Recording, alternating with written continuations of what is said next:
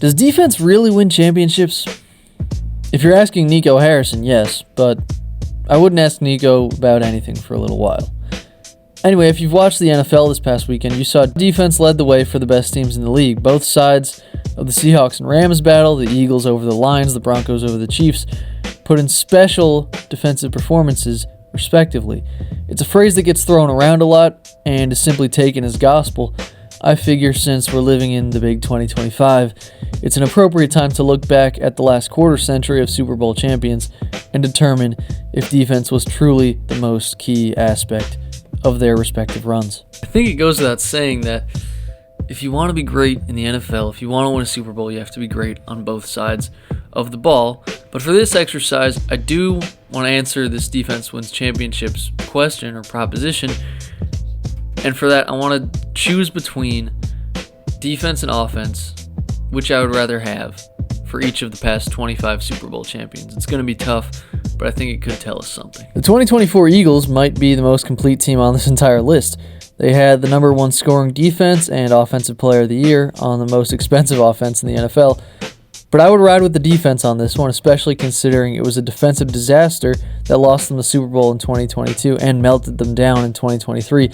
Fangio and Roseman turned things around, and the blowout over the Chiefs was really buoyed by a dominant defensive performance over the best quarterback in the world, despite a near-flawless offensive game to boot. I'll lean defense. The 2023 Chiefs run owed a lot more to their defense than any of their other runs. They held the high-flying Dolphins, Bills, and MVP-led Ravens in check en route to a Super Bowl win over the Niners, a game in which their offense didn't get going until late on. The defense was the Chiefs' strength in 2023.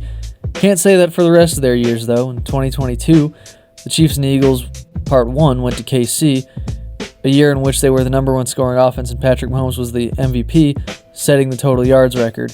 So 2022 is more of an easy one for offense.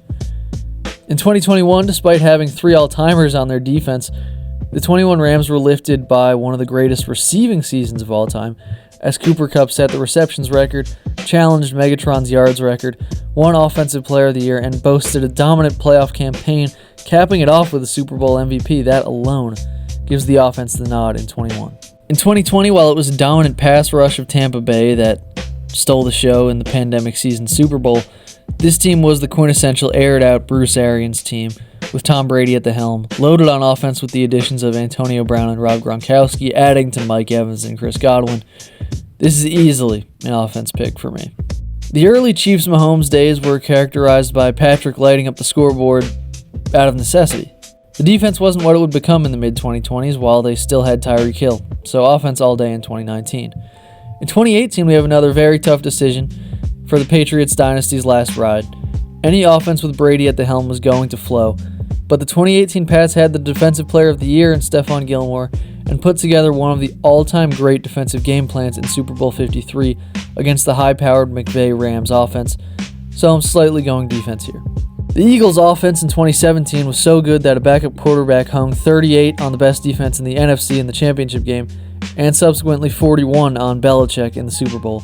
Don't get me wrong, the defense was incredible, but the offense was otherworldly. 2016 Pats, you can't overcome a 28-3 deficit without some all-time offense. It was Brady's magnum opus. It's the offense. Damn. 2015, maybe the most clear-cut entry on the list for me. Denver's no-fly zone carried Peyton Manning and Brock Osweiler to a ring over Cam Newton in one of the all-time great individual seasons by Cam. Peyton Manning could barely throw the ball 10 yards at the end. It was all about the defense. It was all about Von Miller. 2014, the Patriots again, and offense again. While Malcolm Butler made the defining play, this may have been the Patriots' offense in its final form, with Gronk and Edelman both right at their peaks and healthy. Shout out to Darrelle Revis for getting himself a ring on this squad, though. 2013, of course, the Legion of Boom. No discussion. Thoroughly dominated an all-time great offense in Super Bowl 48. Russell Wilson was great, but this is simply the most iconic defense of the last 25 years. They were a treat. The 2012 Ravens, well, when you think of Baltimore, you think defense, but this was a team spurred on by a bit of a Linsanity run by Joe Flacco. Ray Lewis and Ed Reed were also at the end of their legendary careers. Jacoby Jones turned into Randy Moss for a few games, and Anquan Boldin was excellent the whole season, pretty much. So I'll lean offense for this Ravens run. 2011, the Giants, well, you think of them holding Brady in these Super Bowls, but for 2011, I think I'll go offense, oddly enough. The upcoming Giants team on this list dominated one of the best offenses ever with an iconic four-man rush, but the 2011 run seems to be more of an Eli Manning heater to me, with a legendary season from Victor Cruz to boot, and of course the Manningham catch, offense slightly. The 2010 Packers, sneakily with an all-time great offense, they went 4 deep at receiver with Greg Jennings, Jordy Nelson, Donald Driver, and James Jones. They had standouts on defense with Charles Woodson and Clay Matthews, but this was the original Aaron Rodgers show, and it showed in the Super Bowl. 2009, it took an incredible defensive effort by the Saints to beat an all-time Colts offense in 2009, but this era of Saints football that stretched from the mid-2000s to the end of the 2000s was defined by an offense led by Drew Brees with loaded playmakers. Sorry, Tracy Porter, this one goes to the offense. And 2008, a very balanced one here because Big Ben had matured into one of the better quarterbacks in the league for the Steelers. Santonio Holmes put a cape on in the Super Bowl, but this is just one of those all-time iconic defenses led by Troy Polamalu and James Harrison. Larry Fitzgerald, however, was not intimidated.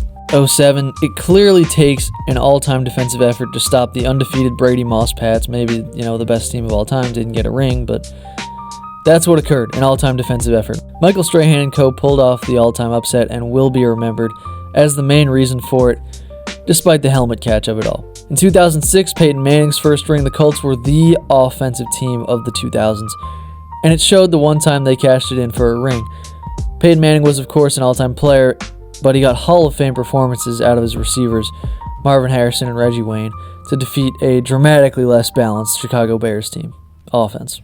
And now for a run through the defenses at the beginning of the 2000s. 2005, the iconic 2000 Steelers defense carried Big Ben in one of the worst Super Bowl performances by a quarterback, winner or loser, so pretty easy one here. 2004, the Patriots locked up dynasty status by limiting an elite Eagles offense in 2004. This was at a time when Brady had really become one of the best in the league, but it was still fully Belichick's team. 2003, see above, although the Super Bowl was a shootout, but the Pats' defense was again the driving force. 2002, despite John Gruden, an offensive guy, being the coach for the 2002 Bucs, they boasted one of the all-time great defenses that had been built up by Tony Dungy in previous years, with Derek Brooks, Warren Sapp, John Lynch, and Rondé Barber all now Hall of Famers. Yikes. 2001, of course, the first Patriots title, capped off by stymieing one of the greatest offenses of all time, so we'll go defense here. And 2000, maybe the best defense on the list, the 2000 Ravens were so good that they won a Super Bowl and let their quarterback walk in the offseason. So what did we learn? Have both, I guess. I think the teams that really stick out to me on this list, some of these Patriots teams, these Eagles teams, that Colts team, the best teams here are the ones that are the most balanced, I think. And I don't want to have to choose between offense and defense if you're going to be a Super Bowl champion.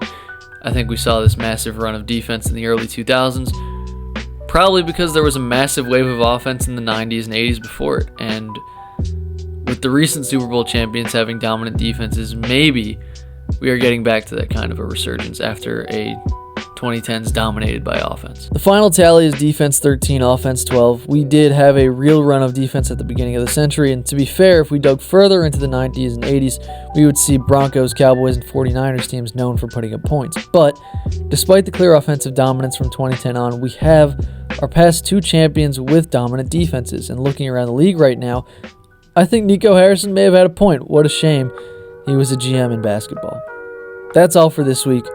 I get so much joy out of digging through football history like this, so I'll probably keep doing videos in this vein. Thanks for tuning in, and see you next week.